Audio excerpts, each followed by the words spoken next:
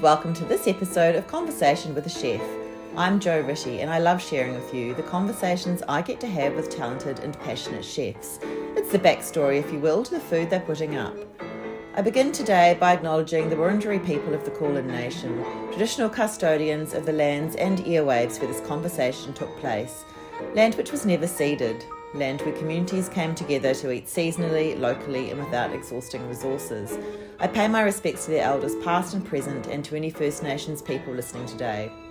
Today I'm talking to Tracey Lister at Brunswick Kitchen.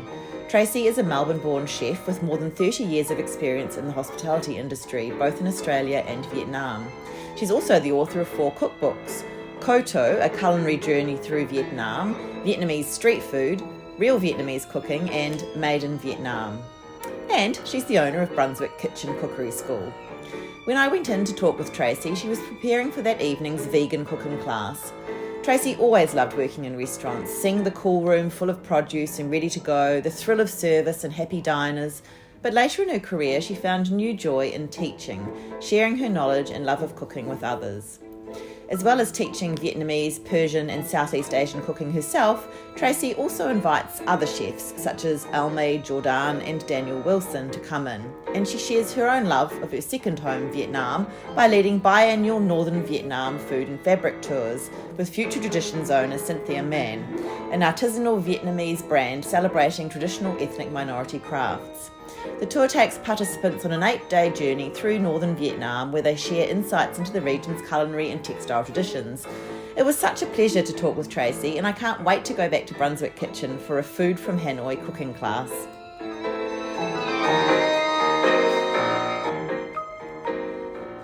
Hi, how are you? Tracey? Hi, I'm Jo. Hi, Jo. Nice to meet you. I wasn't sure. So what's today involving for you? What have you been up to? And then I've got a vegan cooking class. Oh. Yeah. Oh, amazing. Yeah, so Wednesday night's a bit of a regular class. That's the recipes that we're working through today. So just a small group. So I did pick up an extra person just a few minutes ago. Okay. So when you say small, what size is it? No, there's only going to be 6 tonight. Okay. Yeah, That's so a nice number. that's a nice number. So normally it's about 12. Okay. 10 or 12, but that's fine if I'm running them. That's fine. Yeah, great. Looks delicious. Yeah. And you must have only just got back from Vietnam, did you? We just did a trip, which was fantastic. Yeah. So, I mean, I lived there for about 13 years, so love it. Lots of contacts there. Oh, you recall that? And it's quite a unique trip, I think. We do what other tours aren't doing. Yeah. So going into the villages to visit my friends there, having a cooking class in the village, going to where they make the tofu, where they make the noodles, getting in and doing a cooking class in a private home. The woman that I run it with, Cynthia Mann, she's been there for probably about 18 years now. And she works with Hmong and Red Zao women and Thai Dole women. Okay. So we do fabric workshops. I saw that. With that group, Yeah. which was fantastic. Because I follow you on Instagram and I think looking at all the photos of you over there, I think the word that comes to mind is joy, because it just seems like they're really happy. You're obviously happy to be there, and well, the people you're working with are happy as well, as well as the clients, I guess, who are going on the tour. Yeah, I think we do create that. Like it's a small group. We're not going to be bussing people around or anything like that. People have either got an interest in food or in fabric or both. Yeah. And even if they've only got an interest in one, they're generally converted by the end. We had a couple of people on the tour that said, when you do the fabric, we're just going to go over and sit in a beer hall and have a beer. But they stayed and did the indigo workshop and they thought it was great. And a lot of the people we visit are my friends, so it's always great to see them and go back. And I think everybody enjoys it. Yeah. And what I've been to Vietnam just as on a visit, and flew into I'm going to say Ho Chi Minh, and then went to Hanoi, and then I did an extra I went with Intrepid and had an extra tour on the end up to the Supper Hills as well. Nice. I just thought it was so beautiful. Yeah. But what drew you there initially? Went the first time in the 90s and just fell in love with it. Just thought, I have to come back here, I want to come and live here for a while, and ideally wanted to do something in development. And I went to the Australian aid agencies and said, I'm a chef, I want to volunteer, what can I do? They pretty much said nothing. Wouldn't even give me a form to fill out. Oh, wow. This is all pre-Jamie Oliver. Yep. And I sort of went away thinking, I'm sure I've got some skills. Anyway, my partner got offered a job on an aid project. He's not in hospitality. And he went over first, and then he called me and said, there's a man here by the name of Jimmy Farm. You have to meet him. And Jimmy's a Australian Vietnamese man, and he was looking after street kids, paying for them to go to school, clothing, food, medicine, all that sort of stuff. And he said to them, you know, what do you want to do? And they said, well, we want to work, we want to take care of our family. And he said, well, what do you think you could do? What work? And they said, oh, we could run a restaurant, because that's what everybody says, I can run a restaurant. So that's where I came onto the scene. So it was one of those things. I was a chef in Vietnam. We'd already talked that if my partner got a job, I would volunteer. Only one of us needed to work there. I was lucky enough. I got involved with KOTO. We opened up the first KOTO restaurant 5 months later. So that was kind of, I always loved it, but that was then really, I suppose, affected me in a great way. Working directly with the kids. We took 17 kids off the street. Wow. There's now about 120 going through the program at any one time. There's graduates in Australia that own restaurants. I mean, it's just an amazing project. And two things were really important for me. One, that it was nationalised quickly, and two, quality training. I just didn't want a little feel-good thing. And KOTO got Box Hill TAFE accreditation very quickly. That was within the first, I think, 3 years, which is pretty fast moving for an Australian TAFE. And the whole project has been nationalised for many, many years. We've had our first general manager of the entire organisation that's been a graduate of the program. Just remind me what KOTO stands for. KOTO is an acronym for No One Teach One. So the kids came up with that idea. And of course, this was all pre-Jamie Oliver. I'll just show you the book. This is all pre-Jamie Oliver. So it's a big book. So nobody had heard, I certainly hadn't heard of the term social enterprise. Nobody in development in Hanoi at that time had heard that term. The ambassador hadn't heard that term. Wow. So it was kind of just something that Jimmy really drove, and I was able to bring in my sort of technical skill and train the kids and get them up and running. So it was a real exchange of knowledge. And what food were you teaching them Vietnamese food? No, because I learned Vietnamese food from them. So it was my job to train them to get them ready for work in the international hotels. Okay. So that's one of the Vietnamese tourism is booming, particularly in the early 2000s. It was going through a huge sort of leap at that time, and the hotels and restaurants were calling out for staff. So it was, sort of following the Australian training curriculum, I suppose. And so teaching, how to break down carcasses in more European way, where in the Asian way it's quite different. A lot of meats are kept on the bone, which I love. Obviously much better. Pastries, making fresh pasta, all the sauces, something like emulsified sauces was all very new. So pretty much taking them through an Australian curriculum, except they were doing it in 2 languages. Wow. Yeah. And I guess when you're a chef in a kitchen and you've risen up through the ranks, you are teaching people in a kitchen, even here in kitchens and restaurants and so on, apprentices and so on. Does teaching come naturally to you? I loved my time in a la carte restaurants. It was, I just loved it. I loved getting everything in the cool room in the morning, seeing a full cool room, having 6 or 7 chefs working for you, putting up all the food and happy customers at the end of the day. But kind of later on in my career, and certainly after I had my daughter, I started moving more into teaching. But as you said, even in the kitchen, it's all about sharing knowledge, and I think that is so important.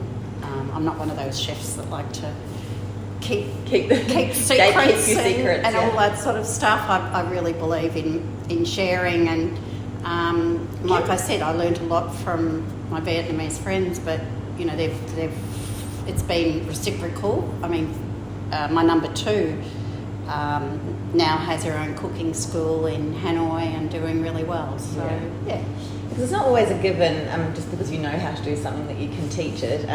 I'm a French teacher, and so I think about with chefs, it's really practical knowledge, and you have so many tips and tricks and hacks that perhaps the home cook mightn't understand. We're not. I don't know. I don't feel like I'm always amazed, and I always think, gosh, it's a good way of doing that. Why didn't I think of that? I guess when you're doing something practical like that, it's more showing than telling. A bit of both. Yeah. It's interesting because in the classes here, I always give people the recipes and I give them a pen and I say, this class is different from watching something on YouTube because it's going to be how something feels, how something smells and how something tastes at various stages of the production. And you can't get that from watching something on YouTube, and they kind of look at me like, what, I'm going to have to take notes in this class, where's the wine? But they'll sit there and they'll feel the dough as it proves or as you've kneaded it, and they'll write little notes about that. Because I guess that's personal as well, and just maybe for them remembering what did it feel like to when it was ready and all those kind of things. You think, I remember that, but it's a good point. Yeah, well, they take photos, but there's a lot of taking of notes too. Yeah. And just to develop your that reciprocal thing of you learning Vietnamese cooking, I guess that's a lot to do with ingredients and palate, is it? Or technique? Well, there's a lot of different techniques. I mean, the first thing I had to learn was seasoning, and I remember that it was probably my first or second day, and we were making beef in beetle leaf, and I was like, no, you need to put in more salt, even though I'd never made this dish before. And I remember Ha looking at me going, no, it's going to be too salty. And anyway, I seasoned it the way you would in Western cooking, because you never season at the table. Everything's seasoned in the kitchen. But in Vietnamese cuisine, the seasoning happens at the table with your dipping sauces. So you have to pull back with your seasoning. So that was kind of the very first kind of basic thing that I had to learn. Yeah, that's interesting. I was so enamoured with the food, and it's different in the different regions as well as you travel from one end to the other. And when I came back, I moved from Elwood to Victoria Street in Richmond or Abbotsford, and I was really disappointed. A lot of those people are Vietnamese people running those, but I guess they have to westernise it. Is that what happens? I think there's an element of that. I think the ingredients are so different. There's this fantastic dish that I love having in Vietnam, which is tofu, and it's cooked in fresh tomatoes. It's absolutely fantastic. The tofu is still warm when you buy it. The tomatoes have so much flavour. That's great. But to pull that together here without tomatoes, it's pretty hard, I think. Our coriander is beautiful and big, much bigger than in Vietnam. And in fact, I had some graduates come out and stay with me, and I took them to Vic Market, and were so excited and bought lots of food and took it home, and they started cooking. She was almost crying. She said, "There's no flavour in this coriander." And unfortunately, we've gone down that path in the West that it all kind of looks beautiful and big, but there's not the flavour. So I think that's a big part of it. But there is also things that get adjusted to suit a Western palate, and obviously if you've had a fur in the north, which is the home of fur in the north, you're not really going to get a fur like that in Australia, because it's a true northern fur, and most of the furs in Australia are southern inspired, which you have the bean shoots and there'll be the hoisin sauce and the Thai basil. Never in Hanoi. Right. Never a bean shoot anywhere near a fur in Hanoi, but because most Vietnamese here originated in the south, you're getting that sort of fur. Yeah. That's interesting. I had some really amazing red noodles in Sunshine, and there was a family-run kitchen over there, and I think the owner was importing these red noodles from her village, and the food there seemed really authentic, and there were things that were being macerated in blood and so on as well. Oh, nice. Which I was like, good. So, maybe Sunshine, maybe Footscray's got more. Yeah, I think it's certainly getting more. I don't like to use the word authentic because that's kind of a crazy word. What does it mean? What does it mean? It's moving away from the prawn and pork spring roll. Yeah. Everywhere it was that prawn and pork spring roll, and there are so many different varieties of it. So, and I suppose their clientele, their Western clientele, are getting a bit more adventurous with what they're eating. 20, 30 years ago, perhaps not so much. Also, more things are becoming available that you couldn't easily buy 20 years ago. Yeah. I've spoken to an Italian chef, and he too lamented the flavour of our produce, and said you had to do a lot to it to get, I guess that equivalent sadness that an Italian might feel as your friend felt, of just not having the flavour there. Is that something that can be rectified, or are we? Are there small producers that? Well, I guess it's expensive then. That's the thing. I mean, I recently went on holidays to Albania, which was fantastic, and the ingredients in Albania were great. And you went into greengrocer, and they didn't have a huge range. They just had a limited range. But the apricots tasted like apricots that don't taste like that here anymore. No. We can get them here. We can get, if you go to a farmer's market, if you live where there's a farmer's market, if you've got the money to spend where there's a farmer's market. Yeah. Or, if you're a top-end restaurant and you can afford to buy those amazing ingredients.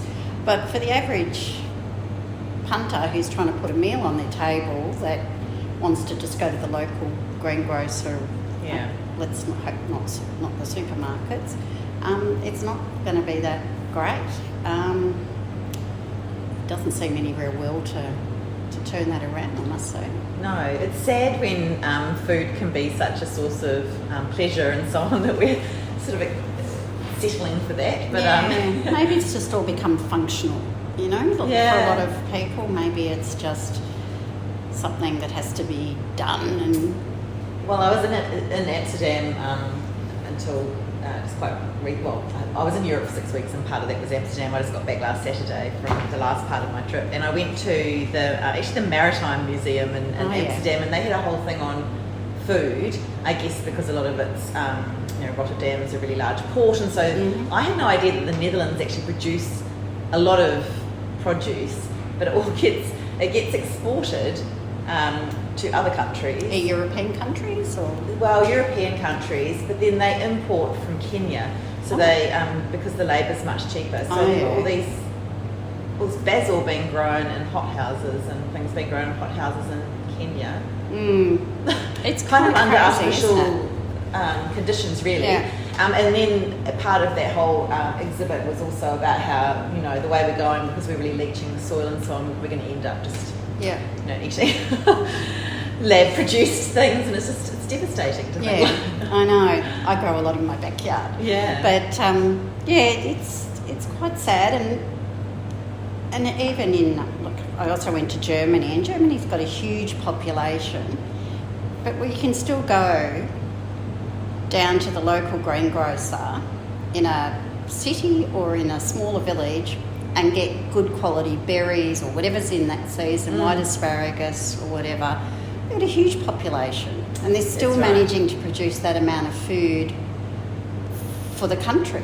That's I don't know why it's all... I think that's definitely next on the agenda for whoever. Yeah. I've been following Annie Smithers, and I know that did you work with? Yeah, a long time ago, yeah. And her saga with water. You know, and that's a situation where I think really goes against, you know, helping those small producers and, you know, whatever, archaic laws as well getting in the way. Yeah.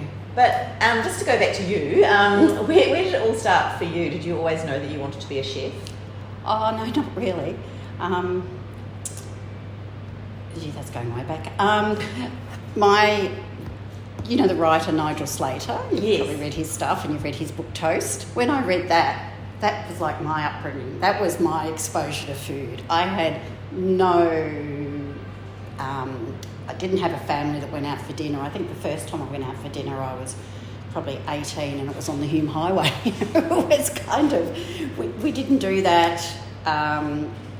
There were 4 kids that, you know, Dad worked as a truck driver and Mum was stayed at home, and kids had to be fed and all that sort of thing. So wasn't in the house, but I grew up in the northern suburbs of Melbourne, and I'd go to friends' houses, Cypriots and Italians and Maltese, and they just had this amazing food. And I didn't know that food could be like that. Yeah. And I was like, well, I want to eat this, so then I'm going to have to learn how to cook it. And I didn't even know really about doing an apprenticeship or anything like that. It was not something that I'd ever thought about. And then I kind of travelled around a bit and worked in hospitality as you do. And then I came back to Melbourne and started my apprenticeship then, and worked in places that weren't all that great, I must say. But when I started working with Annie, when I was about 23, I think, 24, so it was a while ago, it was a Kazon King. She was the one that really turned my head around when it came to food and the hospitality industry, and I was like, yeah, this is great. I love this style of food. This is what I want to do. Yeah. And so she was great. Yeah, I've just read her latest book and had a conversation with her about it, which was really great though, because I think some of those times for her were quite challenging as well. Yeah. You know, finding her place as well. Yes. So I think well, she was very young when she was younger than me. She's 2 years younger than me, so maybe I was 25 and she was 23. Yeah. Which is... It's a hard industry for women at that stage too, and possibly still now. Well, she was the first one that really took me away from the pastry and the salad section. You know, everywhere I went, and I did work in some reasonable places. I was up in Sydney for a while. But everywhere I went, I was constantly, well, you're going to do the pastry, aren't you? Or you're going to do the salad. And it's like, And Annie was the one that really gave me an opportunity to get over into that, you know, hot section and the sauces and all that sort of thing. Yeah. Yeah, that's great. And so then, how long did you live in Vietnam for? I was there for 3 years, and that's when I was volunteering at KOTO. Came back, had my baby, who's now 19, and then I went back for 10 years. And then I opened up a cooking school there. Yes. Because basically I had a daughter and I couldn't afford to not work. Yeah. And I opened up a cooking school for the general public. So a lot of tourists. Maybe you came with Intrepid. I did. Did you come to, did you do a cooking class? I did it in Hoi An. I did in Hoi An, yeah. So they used to come to us on their Hanoi tour. So we did Vietnamese cooking classes for tourists or for expats. Occasionally people from the south would come up and want to learn about northern cuisine. We did kids classes for Vietnamese and foreign kids, and then we'd do pastry classes for Vietnamese communities. Or whatever, we did pasta making and all that sort of thing. So had that for about 10 years in Hanoi. Yeah. And then what made you think about coming back to Melbourne? And that stuff that, life. Yeah. My daughter finishing high school, parents getting older, all that sort of stuff. Yeah. Came back, and then COVID kind of hit straight away, almost a year later, COVID hit. So, the cooking school unfortunately didn't survive COVID over there. Vietnam was hit, the tourism industry was pretty hard. Yeah. Yeah. But like I said, my number 2 from that cooking school now has her own cooking school in Hanoi, which was great. It's amazing. She's fantastic, yeah. She did, she studied, she wanted to be a chef, but she did a local course which was pretty much teaching her how to run a home, the old domestic sort of service thing. Yeah. And anyway, she came in as a cleaner, and she said, if I clean really quick, can I help you in the kitchen? I was like, yeah. And first day, I watched her work, and I said, no, you're in the kitchen, you're a chef. Yeah. And she stayed in the kitchen. Wow. With me for the rest of that time. Yeah. So it was a great place. We had, I don't know how many chefs we had. I think we had about 7 or 8 chefs, and really enjoyed it. I think that's part of the thing of travelling too. It's great for travellers to have that aspect. I think it helps you get more in touch with the, obviously with the food, but also with people. I think and you get to understand a bit more of the place that you're visiting. So it's nice. We'd always start the tour with going to the market, because the market's the heart and soul of any place in a lot of countries, but in Vietnam in particular, and just to understand, when people say Vietnamese food is fresh, to understand what that actually means. Like I said, the tofu's still warm. Yeah. The carcasses, the pig carcasses, have all come in first thing in the morning. Yeah. They'll all be gone by 11:30. More carcasses come in for the evening. So nothing is ever sitting there for too long. No. And I think we as, Westerners can walk around sometimes and see the meat just sitting out there. And it's good to remember that it's the turnover's really quick. Yeah. The average length of time between slaughter and table in Vietnam is 3 hours. Wow. It is so quick, That's amazing, isn't it? Yeah. We need to watch and learn.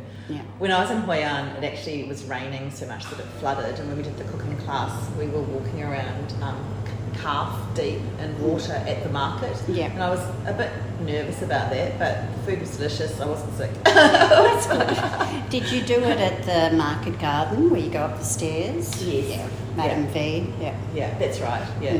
It was in 2014, so it's quite a long time ago now. Well, I was there then. Yeah. Wow. And so tell me about Brunswick Kitchen. How long has it been open? I opened the December before COVID. It's all blur. Yes. So I just kind of opened.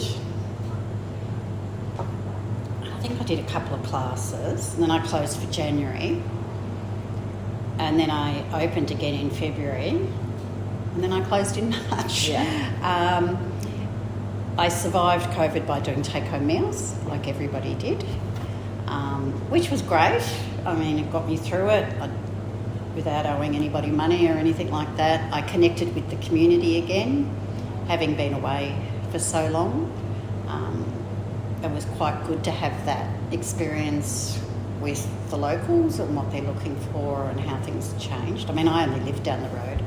I could be home in about 3 minutes. Yeah. And there had been a lot of changes, obviously. I mean, the last, when I was in restaurants, you'd have one vegetarian entree and one vegetarian main, and that was it. And there is just so much to offer now for vegans in restaurants. It's great. So yeah, got through COVID doing that and stopped that after COVID because the kitchen's not designed for it. It's not a production kitchen. No. And I really like just running my classes and bringing in other chefs and talking to them all about the food and so that's great. So how many classes do you run a week and what kinds of classes do you have? I do a lot of Vietnamese, obviously. Yeah. Probably the most popular one is food from Hanoi. And so this week I've got tonight the vegan class, tomorrow I've got a private class. I've got group corporates in doing food from Hanoi on Friday lunch. And then I've got a food from Hanoi class on Saturday morning, just a joining class. And then I've got Dan Wilson from Yakimono doing Japanese on the Sunday. So that's kind of probably pretty normal, except during school holidays. Then we have kids classes during the day. Oh, that's great. Wow. Yeah. How do the kids go? Kids are great. Yeah. It's so all pretty important. crazy. I spoke to Gabriel Gatti and he thinks that's the big thing is you've got to teach that younger generation and get them at an early age to be interested in food and helping out in the kitchen. So I think that's really good. Yeah, I've had a few parents bring their kids here because the kids are so fussy with what they'll eat. And they come and pick them up and the kids will be sitting there eating lettuce and cucumber and broccoli.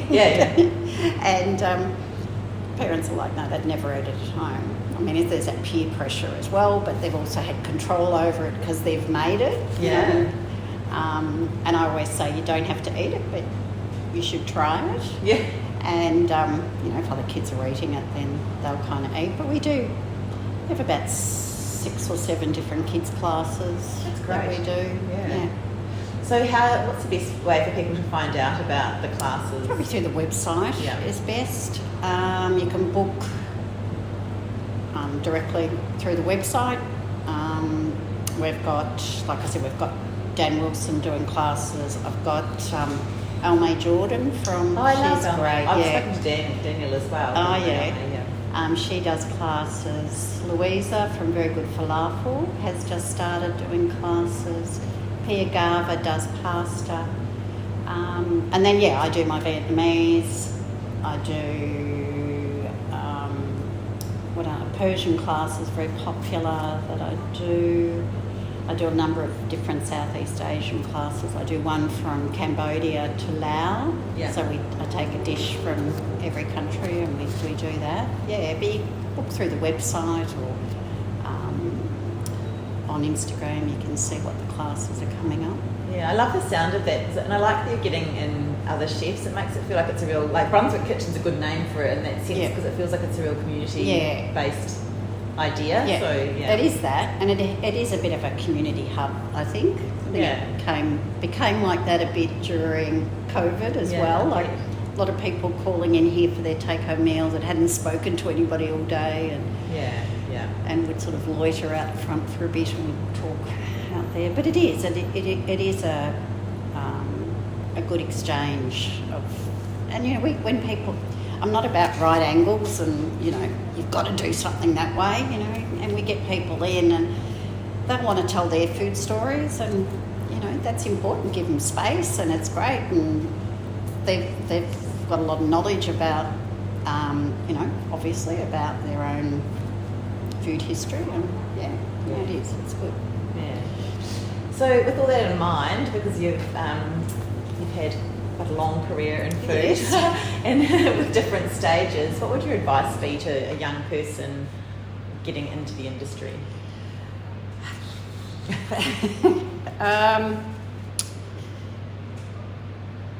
Just beware that it's a lot of hard work. It's really hard work, and if you love it, it's incredibly rewarding. If you're not in love with it, go and do something else, I think. There's a lot of other different things to do, so don't just think there's only one avenue as well. Like there's a whole range of things you can do, restaurant work. I mean, it's taken me overseas. It's helped me set up social enterprise and then a cooking school in Hanoi. I put out 4 cookbooks. You can go into food writing. There's a whole range of things, but it's hard work, and there's no set career path. There's no set sort of structure in a sense. But if you love it, it's great. I mean, like you say, I've been in it for a while, and I think I'm really lucky because I do love what I do, and a lot of friends will whinge about what work they do, and I think, great, I love my job. So good. Yeah. Thanks, Tracey. Thank you.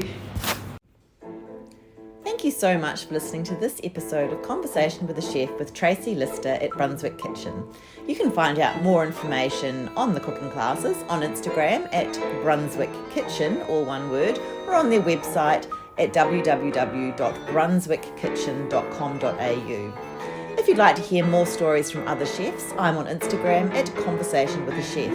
You can read the chat and become a subscriber at www.conversationwithachef.com, and of course you can follow me on Apple and Spotify podcasts. I would absolutely love it if you told a friend about my chats, because that's still the best way to get the stories out there.